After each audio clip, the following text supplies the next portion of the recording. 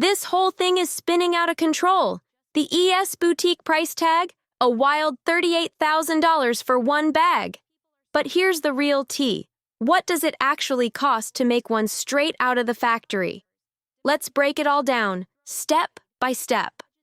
First off, ES doesn't mess around. They only use leather from 3 high-end suppliers: UTI from Italy, HAI Mill from Germany, and US from France. Just one piece of Togo leather. Yeah, the same type used in that $38,000 bag goes for $450. That's it. Just $450. Now brace yourself, because Megyn Kelly just exposed what might be the most humiliating scandal Louis Vuitton has ever faced. She says Chinese factories didn't just walk away from the brand. They straight up torched the bridge on their way out. And no, it wasn't about cash, contracts, or the usual supply chain drama. This one's personal. According to Megyn, those factories weren't just chilling, they were watching, remembering, and waiting. Quietly collecting receipts for years, building up the heat. And when the time was right, boom, they struck back. Hard. And don't get it twisted, that $450 leather only makes one bag. Just one. Now let's talk thread. ES uses the absolute best, called fil au chinois from France. This thread is like the Rolls-Royce of sewing materials. It costs $25 for each bag. Nothing cheap here. Then there's the hardware. Oh yeah, that sleek metal isn't just for show. It's called 316 hardware, also known as ocean stainless steel, built to last, salt water, and all. But here's where it gets real messy. Those manufacturers say they've been ignored, underpaid, and straight up disrespected, even though they're the ones actually crafting these so-called luxury goods. And here's where it gets straight up wild. The final straw? These manufacturers say they were blamed for bad quality, when it wasn't even their fault. Meanwhile, Louis Vuitton kept slapping on those shiny Made in France labels on stuff that had never even been near France. That's not just shady, that's next-level fake. But they didn't just take the hit and move on. Nope, they came back swinging, full exposure mode. According to Megyn Kelly, the factories spilled it all. We're talking fake labels, secret backdoor deals, hush-hush partnerships, the kind of stuff no one was ever supposed to hear about. Now it's all blowing up. And this isn't just messing with their supply chain. This is tearing down Louis Vuitton's whole identity. If the brand isn't really about that legendary French craftsmanship and luxe quality, then what even is it anymore? This isn't a minor PR mess.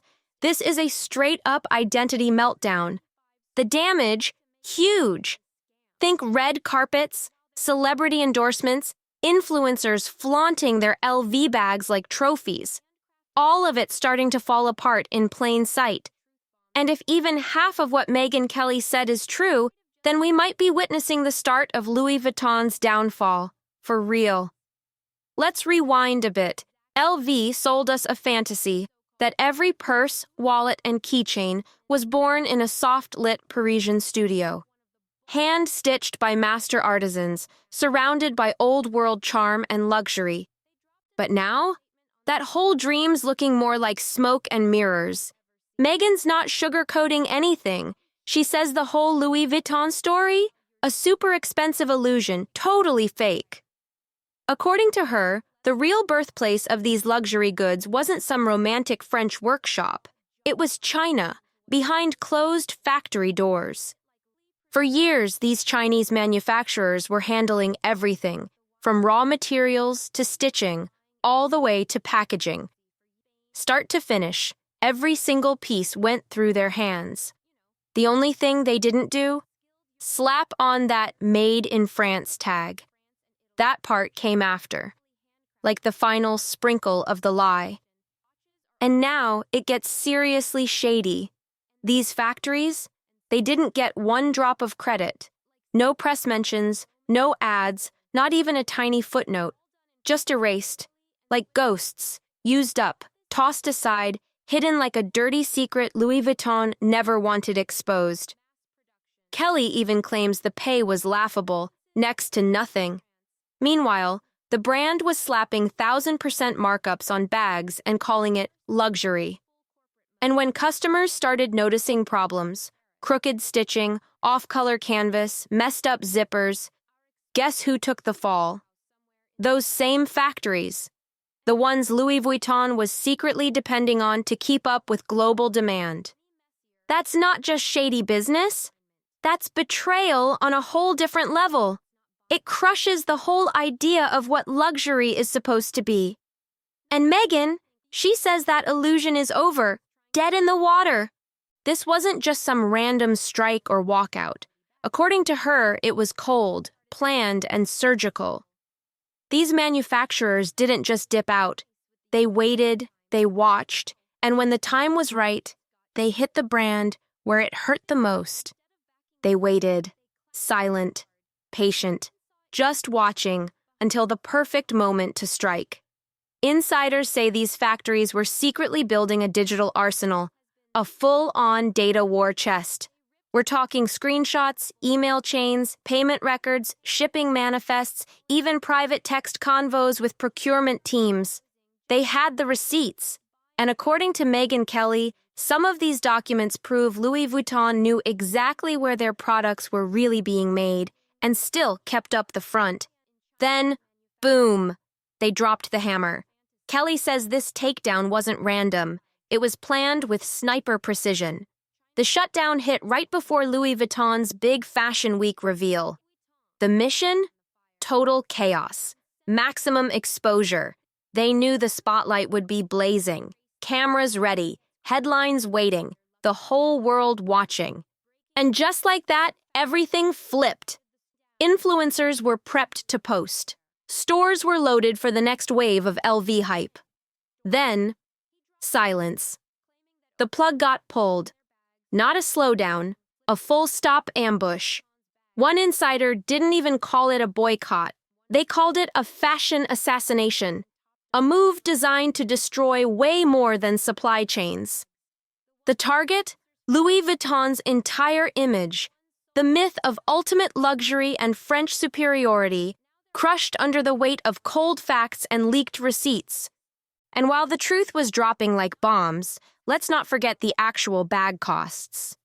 That 316 stainless steel hardware, $150 per piece, and the edge oil, a premium seal imported from Italy, that's another $50 per bag. Yeah, they were sparing no expense in parts, but when it came to the hands making it, that's where things got dirty. Inside these bags, the lining is made of real lambskin, imported straight from overseas. Each one costs about $100 just for that soft interior. And don't forget the zipper. It's from a rebrand supplier, and even that tiny piece runs $10 per bag. But this whole drama?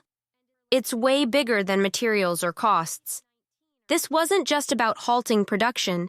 It was about ripping the mask all the way off, exposing what's really been happening behind all those glossy magazine covers and red carpet ads. And guess what? It's working. Reports are flooding in. Some Louis Vuitton stores in major hotspots are completely empty. Back orders are frozen. Buyers are freaking out. And TikTok? It's packed with videos showing people calling out messy stitching, cheap-feeling material, broken zippers, the kind of stuff that's never supposed to happen with luxury. That picture-perfect rep? It's cracking. Fast. And as Megyn Kelly said it herself, they didn't just lose a factory. They lost the illusion. And when this story blew up, it didn't just rattle fashion fans, it rocked Hollywood. Within days, the whispers turned loud. A-list celebs started jumping ship from their Louis Vuitton deals. Quiet cancellations, outfit changes at the last second, planned Instagram drops, just gone. Then the real bomb dropped. Most of them are made in China, and most of them are made in our factory. That's what insiders are claiming. But why don't luxury brands ever admit it? Because they're trying to sell you this fantasy that their stuff comes from fancy European cities like Paris or Milan. But now, that fantasy's crashing hard. What started as a PR headache turned into a full-blown celebrity detox.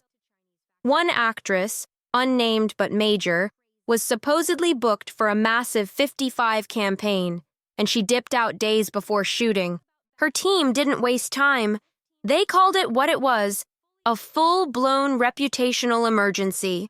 Insiders say her publicist didn't sugarcoat a thing, just laid it out. This ain't worth the fallout. And honestly, they weren't wrong. No celebrity wants their name tied to fake labels, sketchy factory deals, and a global brand meltdown. In today's post-Balenciaga world, one scandal can end everything overnight. Careers, collabs, deals, gone in a blink. And it's not just A-listers jumping ship. Up-and-comers, actors, models, influencers, especially the ones pushing that socially conscious image, they're either hitting pause or backing way off. No one wants to be caught repping a brand that's being painted as a fraud. And right now, that's exactly the vibe around Louis Vuitton. Now, let's talk about Kylie. Anyone else notice how quiet she's been about LV lately? No Neverfull bags, no key pouch mirror pics, no monogrammed flex outfits on her feed, nothing. Instead, she's rocking Bottega, vintage Dior, and rare off-label pieces. And fans are noticing. They think she's backing away real smooth, but on purpose. And if you know anything about Kylie, you know she doesn't move without a strategy. She's one of the sharpest brand minds in the game. If she's stepping back from Louis Vuitton, that's not a coincidence. That's a warning sign.